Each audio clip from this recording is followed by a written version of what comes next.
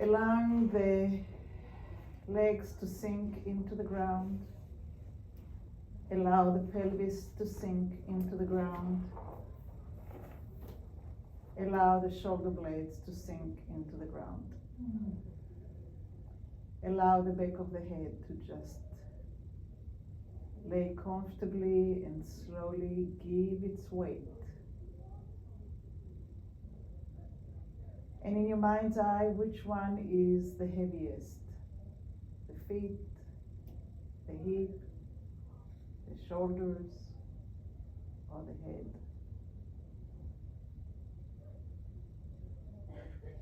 How much does your thinking weigh? Can you send the thoughts out, fly away for a little while? Make more room inside the head. Like for me, it's real right now because I had to let go of the conversation and put in space for being here and now.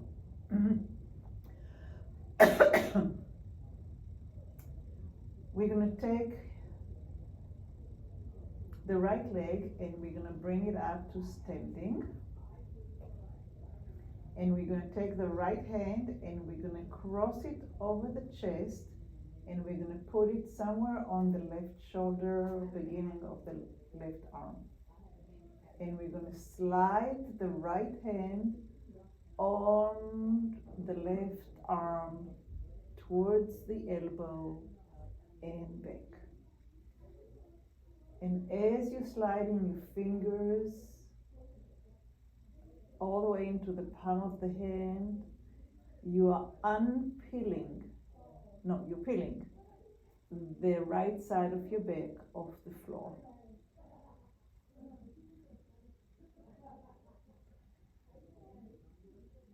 So the attention is the fingers do the sliding. Maybe it's even crossing now a little bit beyond the elbow. Maybe it's only reaching close to the elbow, wherever it takes you. But as the fingers do the sliding, your right side is peeling off the floor. And as it's peeling off the floor, you start paying attention. What's peeling first? Is it the shoulder that's peeling first? Are the ribs moving? Is the hip coming with it? Is your right foot moving or actually stabilizing you on the floor?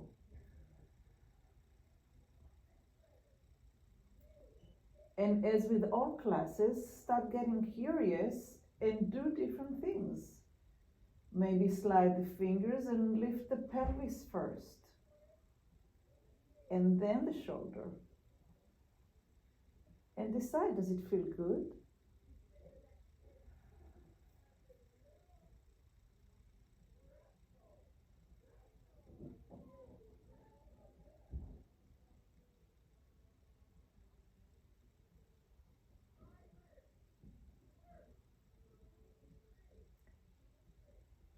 What happens if you move the foot towards the big toe and allow the knee to come with the fingers?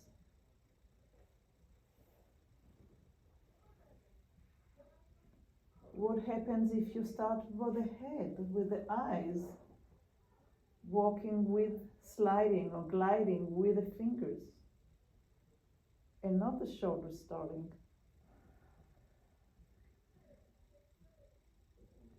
What happens if you don't allow the head to turn and you keep it looking up towards the ceiling? Each one of those combinations create a different chain and a different result.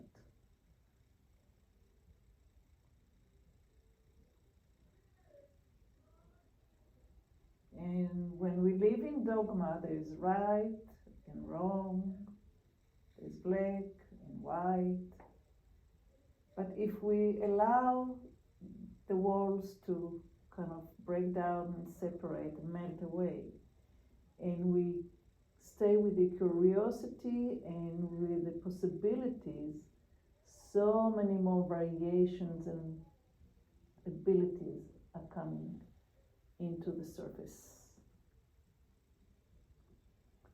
And then we choose which one feels right today, this moment. Which one organizes the body in a way that I can move effortlessly in this direction and in coming back.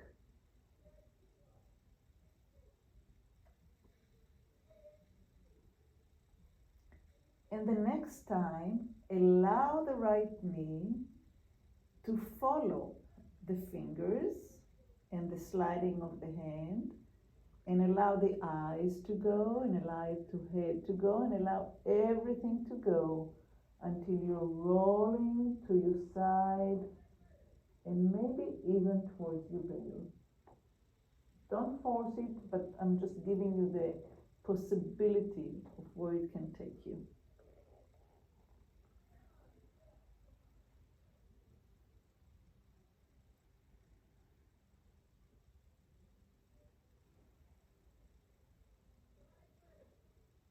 So the knee goes all the way to the left. The knee goes all the way to the left. And the weight of the knee takes you a little bit further to the side, only if it's comfortable.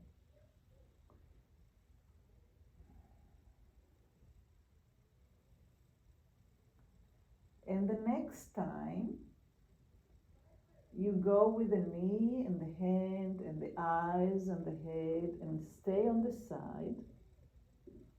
Stay on the side and lift the foot off the floor. Lift the right foot off the floor and bring it back down. The knees bent. And lift the foot off the floor like a pendulum and bring it down. So the knee is not moving. The knee is not moving. You're hinging. So it's the pelvis rolling forward and the pelvis rolling back. The pelvis rolling forward and the pelvis rolling back. The pelvis rolling forward because the foot comes like a flag up towards the ceiling and the foot comes down to the floor. It doesn't have to reach the ceiling. I'm just giving direction for the hinging and allowing the hip to slide either underneath the ribs or above the ribs, wherever the pelvis is positioned.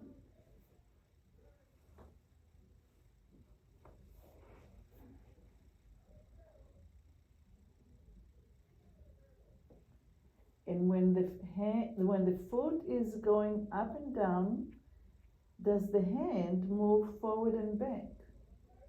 Maybe from the base of the hand to the fingertip.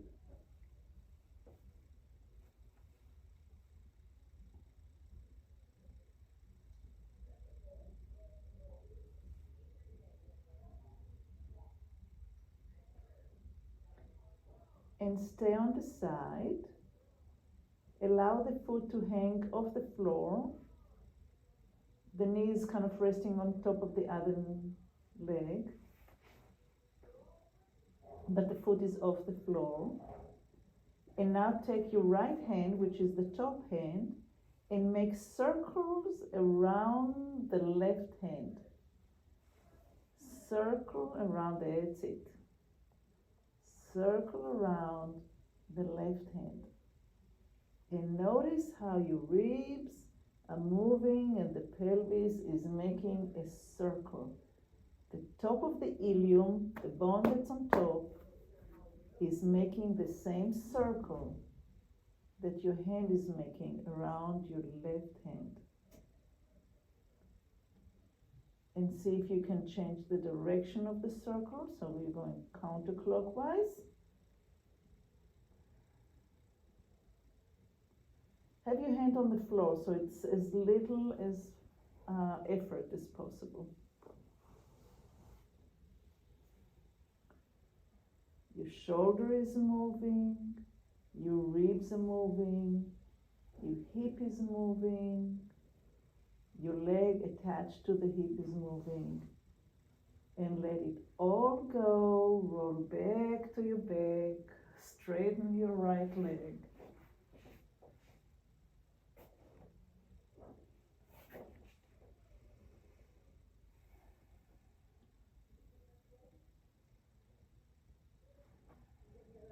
How is the weight on the right leg versus the left leg?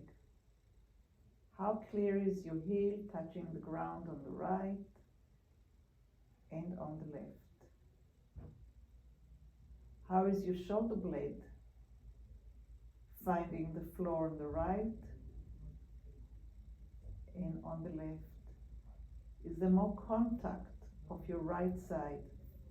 Are you able to give your weight into the floor in a more friendly way on the right side than on the left side?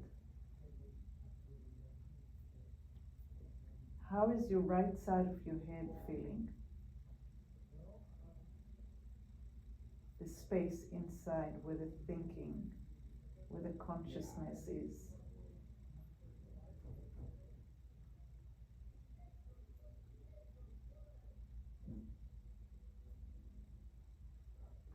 How much of your real you is on the right side and on the left side? Does the right side feel integrated? Body, mind, and spirit, rather than being body, comma, mind, comma, spirit.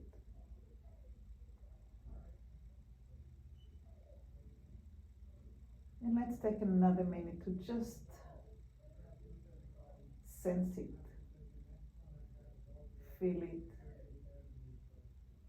and allow the quietness to integrate.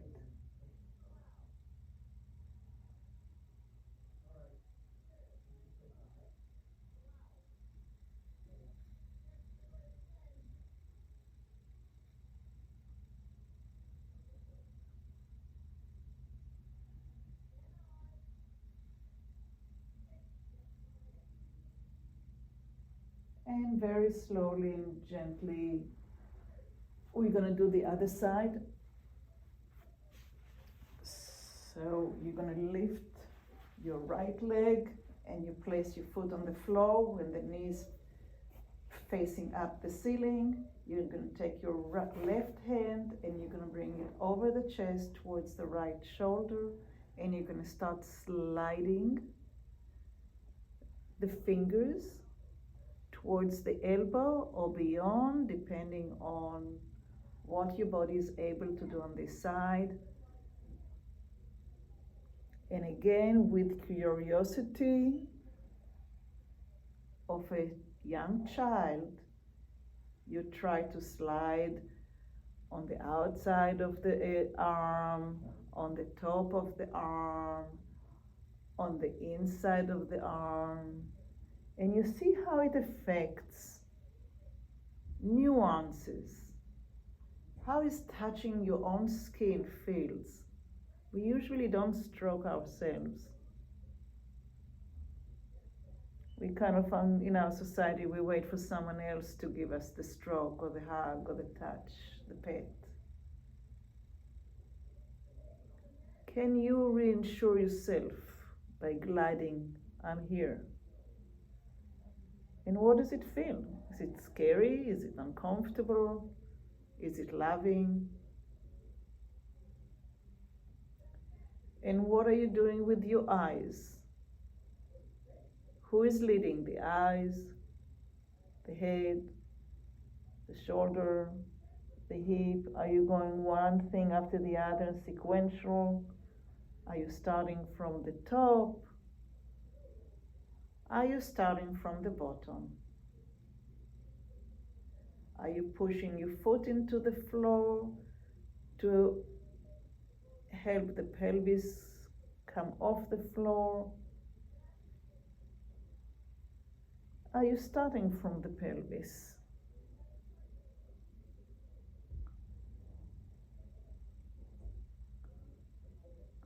And each exploration brings new sensations,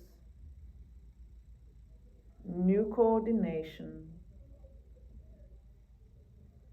and you should be able to breathe in and out without effort, regardless of what you choose to do.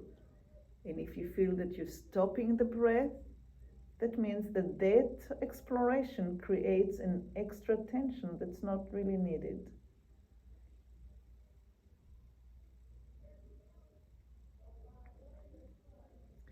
And next, allow the left knee to come with, which means the foot will be rolling towards the big toe.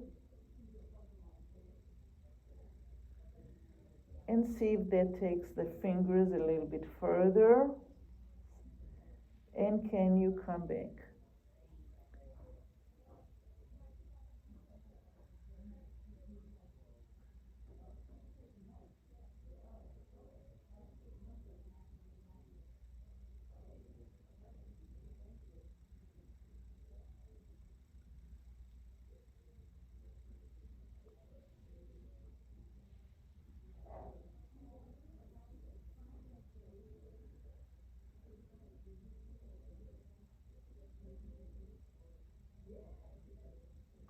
And the next time we're going to stay on the side with the left knee over the right leg, and we're going to start lifting the foot off the floor and bringing the foot down.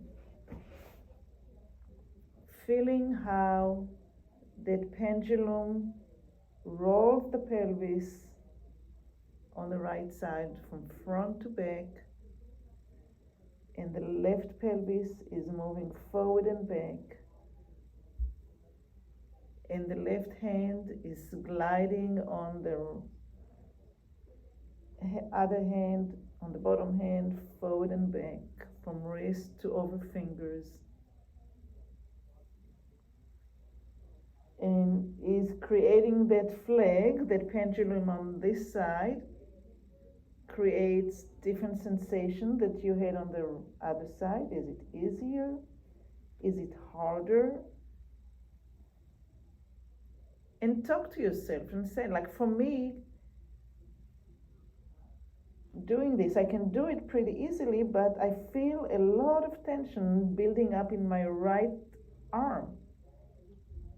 I'm kind of bracing my right arm into the floor to be able to come back. So maybe I'm going too far.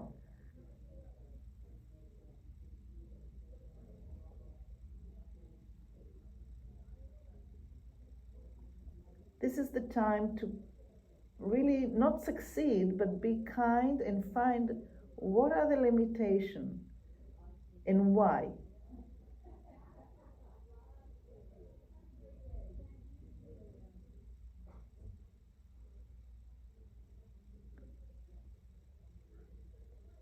And next, keep the foot off the floor, but have the leg rest on the other leg, and start making circle with the hand over the right hand that's on the floor. You're making circle in one direction, allowing the ribs that's on the top of the rib basket to start moving around the shoulder. Allow your head and your neck to move accordingly. The upper arm, the left arm, is as passive as possible, just making circles, but it's on the floor with as little work as possible. And then change the direction.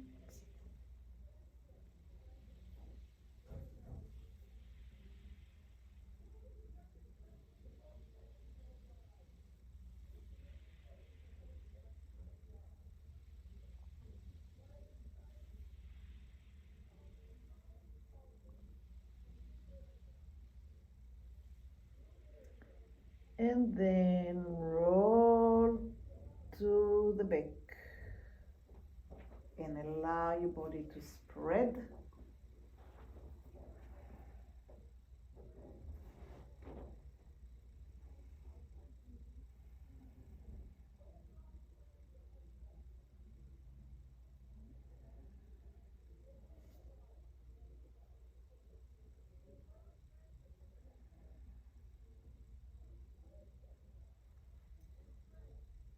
And ask yourself how the heels meet the ground.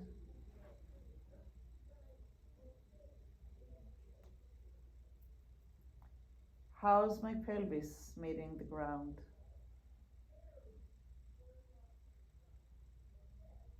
How's the shoulder meeting the ground? And how is my head meeting the ground? Is the floor softer, more accepting of my body weight?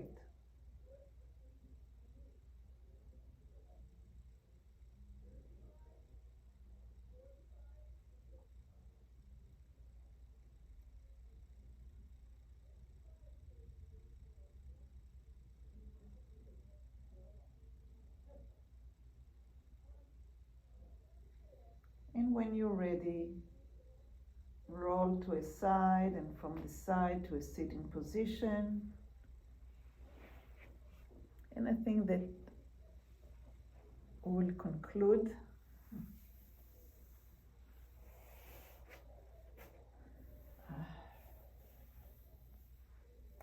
And then when you're ready, we're going to go up into standing and kind of see how it feels to stand without the floor being supporting us.